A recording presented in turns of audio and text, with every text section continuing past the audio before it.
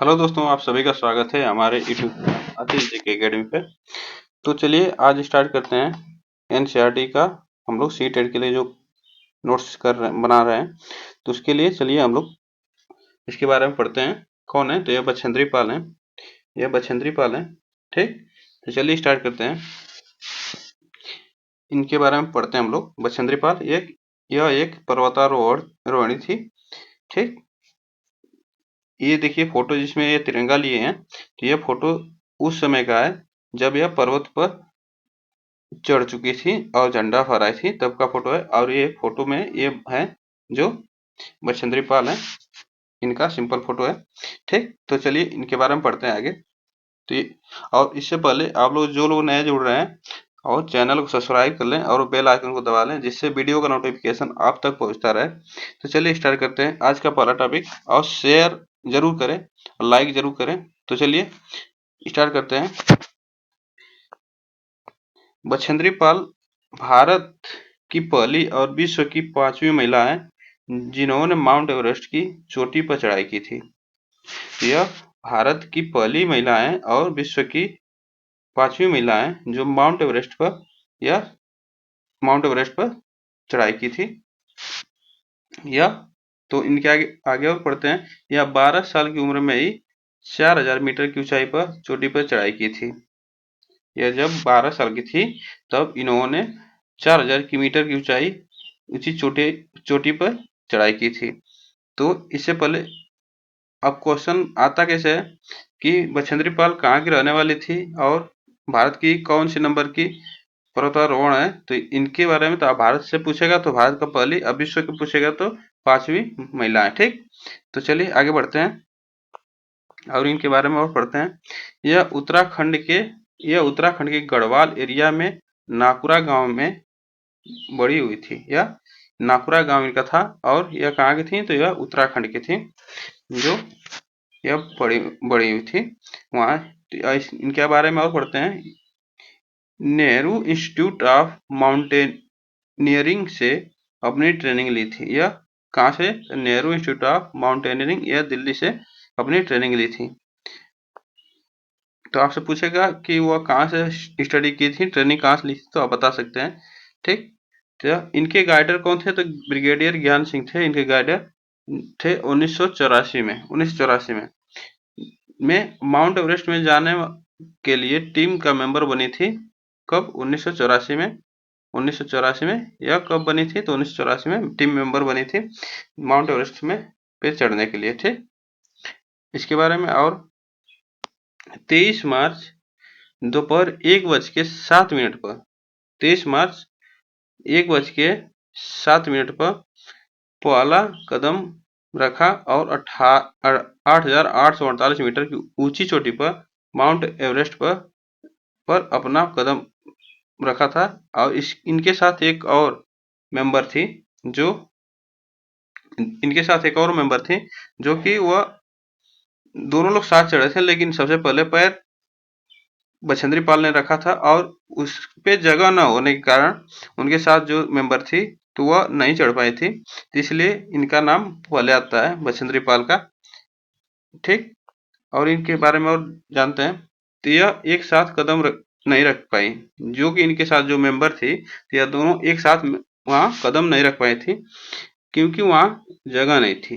ठीक, जो कि उतना ऊंचाई माउंट एवरेस्ट पे, इतनी चोटी पे तो ज्यादा ऊंचाई होने के कारण वहां पे बर्फ था, तो बर्फ के कारण वहां पर ज्यादा जगह न होने के कारण वहां पे एक ही लोग पहले चढ़ पाई।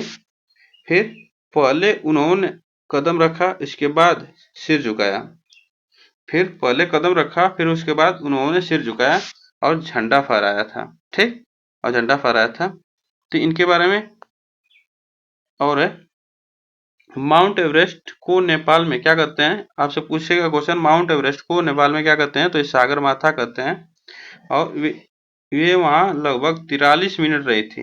माउंट एवरेस्ट चोटी पर कितना मिनट रही थी? तो यह 43 मिनट माउंट एवरेस्ट चोटी पर रही थी। ठीक, तो इनके बारे में उतना। चलते हैं पश्मीना शाल, जो कि यह बहुत इंपॉर्टेंट टॉपिक है। पश्मीना शाल यह पढ़ते हैं। पश्मीना शाल एक लद्दाख में बनाया जाता है। यह देखिए पश्मीना बकरियां हैं जो, यह पश्मीना इन बकरियों के बालों से बनाया जाता है। यह शाल जो देख रहे हैं इसमें, यह ऐसे बनाए जाते हैं पश्मीना शाल बकरियों के बाल से, ठीक ना। चलते हैं आगे, पश्मीना शाल के बारे में पढ़ते हैं। यह एनसीईआरटी में सब है, ये सीटेट में आते हैं, ठीक। एक बार लाइक कर दें और शेयर जरूर कर दें प्लीज, तो आप लोग शेयर जरूर करिए, ठीक। पश्मीना शाल बहुत पतली लेकिन बहुत गर्म होती है, ठीक। यह पश्मीना शाल जो है बहुत पतली लेकिन बहुत गर्म होती है। यह बकरियों के बाल से के ऊन तैयार किया जाता है, बकरियों के बाल से ऊन तैयार किया जाता है, और यह 5000 मीटर की बहुत ऊंची चोटी पर पाई जाती है। यह जो लद्दाख है वह 5000 मीटर की ऊंची चोटी पर है, ठीक। तो यह 5000 ऊंची चोटी पर 5000 मीटर ऊंची चोटी पर पाई जाती हैं सब। बकरी के शरीर पर गर्म बाल की एक परत उगती है जो उसे अत्यधिक ठंड से बचाती है। जो बकरी के बाल होते हैं वह गर्म बाल होते हैं, जिससे वहाँ ठंडी ज़्यादा होती है तो उससे अत्यधिक ठंडी से उसे बचाती है बकरियों को। बकरियां गर्मियों में अपने कुछ बाल गिरा देती हैं। बकरियां गर्मियों में अपने कुछ बाल गिरा देती हैं।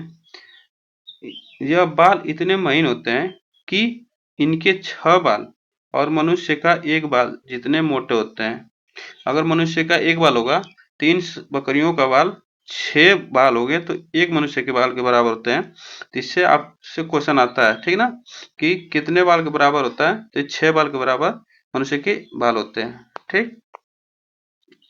ये महीन बाल मशीनों पर नहीं बुने जाते, यह महीन बाल मशीनों पर नहीं बुने जाते हैं, इसलिए कश्मीर के बुनकर इन शालों को हाथ से बनाते हैं। कश्मीरों के बुनकर इन शालों को हाथ से बनाया जाता है। यह एक लंबी प्रक्रिया है और कठिन प्रक्रिया है, ठीक। लगभग इसमें इसको बनाने में 250 घंटे की बुनाई के बाद, मतलब 250 घंटे की बुनाई के बाद एक सादी पश्मीना शाल बनाई जाती है। क्या बनाई जाती है? एक सादी पश्मीना शाल 250 घंटे की, मतलब 250 घंटे की बुनाई के बाद यह सादी एक पश्मीना शाल बनाई जाती है। तो बहुत मेहनत है, ठीक। लद्दाख की चांगवा या चांगपा जो जनजाति है, आपकी जनजाति है, पश्मीना शाल बनाने के लिए जानी जाती है। तो यह जनजाति जो है चांगवा या चांगपा जो होती है, तो यहाँ पे लद्दाख में तो वह जनजाति है पश्मीना शाल बनाती है, ठीक। और आगे चलते हैं। यह पश्मीना शाल 6 स्वेटर जितना गर्मी देती है। कितने? 6 स्वेटर के बराबर गर्मी देती है, ठीक, पश्मीना शाल। फिर आगे चलते हैं। केचुआ, केचुआ के बारे में लोग पढ़ते हैं। केचुआ, केचुआ देख रहे हैं आप लोग चित्र में जो है एक केचुआ है, ठीक। इसके बारे में हम लोग जानते हैं। केचुआ जो जमीन में छेद बनाकर मिट्टी को मुलायम कर देता है। केचुआ जो है, आप लोग देखे होंगे खेत में जो केचुआ होते हैं वह मिट्टी को खाते हैं और वह मल से निकाल देते हैं, तो यह मुलायम हो जाती हैं, मिट्टियां जो मुलायम हो जाती हैं। तो जमीन को इन छेदों से हवा और पानी मिल जाता है और जमीन उपजाऊ भी हो जाती है। जिससे जमीन में हवा और पानी जब मिल जाता है तो जमीन उपजाऊ हो जाती है, ठीक। केचुआ केचुआ पत्तियों और पौधों को खाकर, मृत पत्तियों और पौधों को खाकर और उनके मल और जमीन उपजाऊ बनाती है। इनके मल से जमीन उपजाऊ बनती है, ठीक। यह केचुआ क्या करते हैं, जितने उसमें सड़ा गला पत्तियां पौधे जो रहते हैं उसको खाकर वे मल से जमीन को उपजाऊ बनाते हैं, ठीक। केचुआ को किसानों का मित्र भी कहा जाता है, केचुआ को किसानों का मित्र भी कहा जाता है, ठीक। आगे चलते हैं। क्योंकि वह किसान की मदद करते हैं खेत को उपजाऊ बनाने में। जब वो मिट्टी खाते हैं तो उससे जो मल निकलता है उससे मिट्टी उपजाऊ होती है, जिससे किसान की आमदनी या फसल की पैदावार ज्यादा होती है। तो उससे फसल की पैदावार ज्यादा होती है, ठीक। तो चलिए, तो आज के लिए बस इतना ही। फिर मिलते हैं नेक्स्ट वीडियो में, तब तक के लिए थैंक यू सो मच। और वीडियो अच्छी लगी हो तो शेयर जरूर करें और लाइक और कमेंट और चैनल को सब्सक्राइब करके रखें, जिससे वीडियो का नोटिफिकेशन आप तक पहुंचता रहे। तो चलिए फिर मिलते हैं नेक्स्ट वीडियो में। Thank you so much.